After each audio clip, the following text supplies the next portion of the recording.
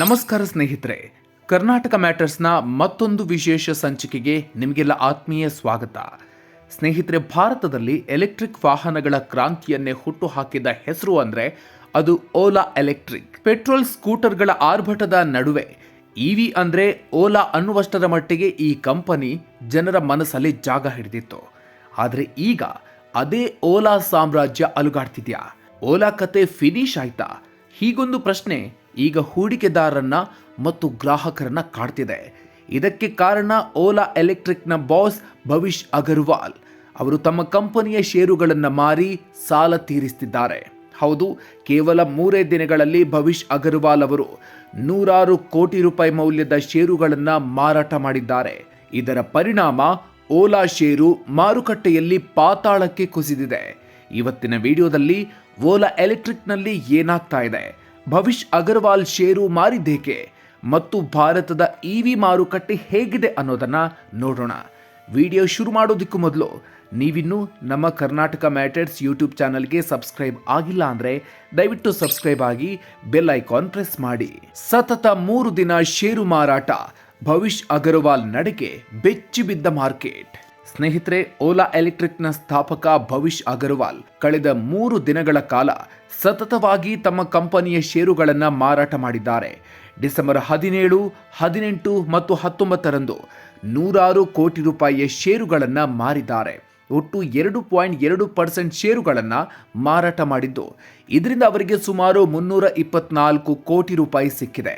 ಇಲ್ಲಿ ಗಮನಿಸಬೇಕಾದ ವಿಚಾರ ಅಂದರೆ, ಭವಿಷ್ ಅವರಿಗೆ ವೈಯಕ್ತಿಕ ಸಾಲ ತೀರಿಸಲು ಬೇಕಾಗಿದ್ದು 260 ಕೋಟಿ ರೂಪಾಯಿ ಮಾತ್ರ. ಆದರೆ ಅವರು ಅದಕ್ಕಿಂತಲೂ ಹೆಚ್ಚು ಮೌಲ್ಯದ ಷೇರುಗಳನ್ನು ಮಾರುಕಟ್ಟೆಗೆ ಬಿಟ್ಟಿದ್ದಾರೆ. ಈ ಬೆಳವಣಿಗೆಯಿಂದಾಗಿ ಓಲಾ ಎಲೆಕ್ಟ್ರಿಕ್ ಷೇರು ಬೆಲೆ ಸಾರ್ವಕಾಲಿಕ ಕುಸಿತ ಕಂಡಿದೆ.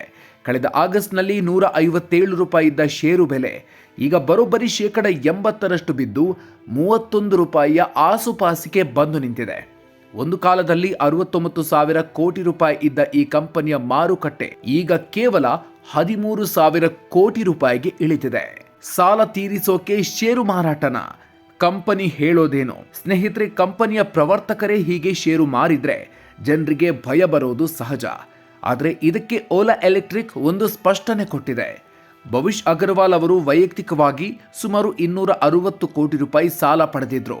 ಈ ಸಾಲವನ್ನು ತೀರಿಸಲು ಮತ್ತು ಗಿರವಿ ಇಟ್ಟಿದ್ದ 3.93% ಷೇರುಗಳನ್ನು ಬಿಡಿಸಿಕೊಳ್ಳೋದಿಕ್ಕೆ ಈ ಮಾರಾಟ ಅನಿವಾರ್ಯ ಆಗಿತ್ತು ಅಂತ ಕಂಪನಿ ಹೇಳಿದೆ.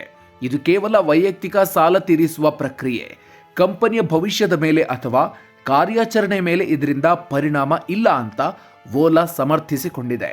ಸದ್ಯಕ್ಕೆ ಭವಿಷ್ ಅಗರ್ವಾಲ್ ಅವರ ಬಳಿ ಇನ್ನೂ ಕಂಪನಿಯ ಸುಮಾರು 34.6% ಷೇರುಗಳು ಉಳಿದಿವೆ. ಆದರೆ ಈ ಸ್ಪಷ್ಟನೆಯ ನಂತರ ಷೇರು ಬೆಲೆಯಲ್ಲಿ ಕೊಂಚ ಏರಿಕೆ ಕಂಡು ಬಂದಿದ್ರು, ಹೂಡಿಕೆದಾರರ ವಿಶ್ವಾಸ ಮಾತ್ರ ಇನ್ನೂ ಪೂರ್ತಿಯಾಗಿ ಮರಳಿಲ್ಲ. ಓಲಾ ಸಂಕಷ್ಟಕ್ಕೆ ಕೇವಲ ಷೇರು ಮಾರಾಟವಷ್ಟೇ ಕಾರಣ ಅಲ್ಲ.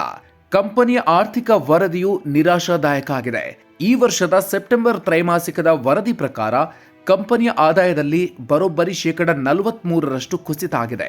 ಕಳೆದ ವರ್ಷ ಇದೇ ಸಮಯದಲ್ಲಿ 1,214 ಕೋಟಿ ರೂಪಾಯಿ ಇದ್ದ ಆದಾಯ ಈ ಬಾರಿ 690 ಕೋಟಿ ರೂಪಾಯಿಗೆ ಇಳಿದಿದೆ. ಒಂದು ಸಮಾಧಾನದ ವಿಷಯ ಅಂದರೆ ಕಂಪನಿಯ ನಷ್ಟದ ಪ್ರಮಾಣವು ಸ್ವಲ್ಪ ತಗ್ಗಿ 418 ಕೋಟಿ ರೂಪಾಯಿಗೆ ಬಂದಿದೆ.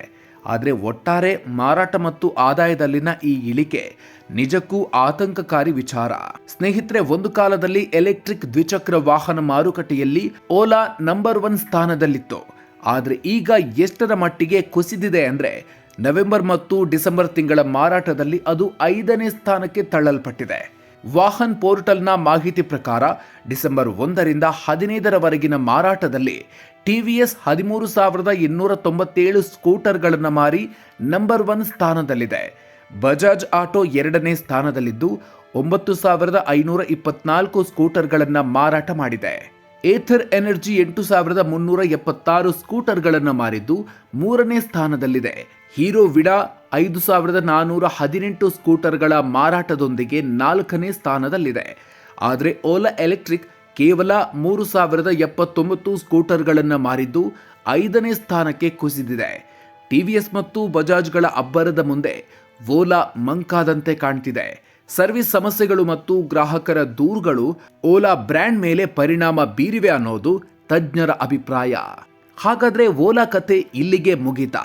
ಖಂಡಿತ ಇಲ್ಲ. ಕಂಪನಿ ಹೇಳೋ ಪ್ರಕಾರ ಇದು ಒಂದು ಟ್ರಾನ್ಸಿಷನ್ ಪೀರಿಯಡ್ ಅಷ್ಟೇ. ಮುಂದಿನ ದಿನಗಳಲ್ಲಿ ತಮ್ಮದೇ ಆದ ಭಾರತ್ ಸೆಲ್ ಅಂದರೆ ತಮ್ಮದೇ ಬ್ಯಾಟರಿ ಬಳಸಿ ಸ್ಕೂಟರ್ಗಳನ್ನು ತಯಾರು ಮಾಡೋದ್ರಿಂದ ಲಾಭ ಹೆಚ್ಚಾಗುತ್ತೆ ಅಂತ ಓಲಾ ನಂಬಿದೆ. ಅಲ್ಲದೆ 2026 ಮತ್ತು 27ರ ಆರ್ಥಿಕ ವರ್ಷಗಳಲ್ಲಿ ಕಂಪನಿ ಲಾಭದತ್ತ ಮುಖ ಮಾಡಲಿದೆ ಅನ್ನೋ ವಿಶ್ವಾಸವನ್ನ ಭವಿಷ್ ಅಗರ್ವಾಲ್ ವ್ಯಕ್ತಪಡಿಸಿದ್ದಾರೆ. ಆದರೆ ಸದ್ಯದ ಮಾರುಕಟ್ಟೆ ಪೈಪೋಟಿ ನೋಡಿದ್ರೆ ಟಿವಿಎಸ್ ಮತ್ತು ಬಜಾಜ್ಗೆ ಸೆಡ್ಡು ಹೊಡೆಯೋದು ಓಲಾಗೆ ಅಷ್ಟು ಸುಲಭ ಅಲ್ಲ. ಒಂದು ಕಡೆ ಷೇರು ಬೆಲೆ ಕುಸಿತ, ಇನ್ನೊಂದು ಕಡೆ ಮಾರಾಟದಲ್ಲಿ ಇಳಿಕೆ. ಓಲಾ ಈ ಚಕ್ರವ್ಯೂಹವನ್ನ ಹೇಗೆ ಭೇದಿಸುತ್ತೆ ಅನ್ನೋದನ್ನ ಕಾದು ನೋಡಬೇಕು. ಈ ಬಗ್ಗೆ ನಿಮ್ಗೇನನ್ಸುತ್ತೆ ಸ್ನೇಹಿತರೆ? ಓಲಾ ಮತ್ತೆ ನಂಬರ್ 1 ಸ್ಥಾನಕ್ಕೆ ಬರುತ್ತಾ ಅಥವಾ ಟಿವಿಎಸ್ ಬಜಾಜ್ ಅಬ್ಬರದಲ್ಲಿ ಓಲಾ ಕಳೆದು ಹೋಗುತ್ತಾ? ನಿಮ್ಮ ಅಭಿಪ್ರಾಯವನ್ನ ಕಾಮೆಂಟ್ ಮಾಡಿ ತಿಳಿಸಿ. ಈ ವಿಡಿಯೋ ಇಷ್ಟ ಆಗಿದ್ರೆ ಲೈಕ್ ಮಾಡಿ, ಶೇರ್ ಮಾಡಿ. ಇದೇ ರೀತಿಯ ಮತ್ತಷ್ಟು ಪ್ರಮುಖ ಅಪ್ಡೇಟ್ಸ್ಗಳಿಗಾಗಿ ನಮ್ಮ ಕರ್ನಾಟಕ ಮ್ಯಾಟರ್ಸ್ ಚಾನಲ್ಗೆ ಸಬ್ಸ್ಕ್ರೈಬ್ ಆಗೋದನ್ನ ಮರಿಬೇಡಿ. ಮುಂದಿನ ವಿಡಿಯೋದಲ್ಲಿ ಮತ್ತೊಂದು ಇಂಟ್ರೆಸ್ಟಿಂಗ್ ಸಬ್ಜೆಕ್ಟ್ ಜೊತೆಗೆ ಮತ್ತೆ ಸಿಗೋಣ. ಅಲ್ಲಿವರೆಗೂ ನಮಸ್ಕಾರ.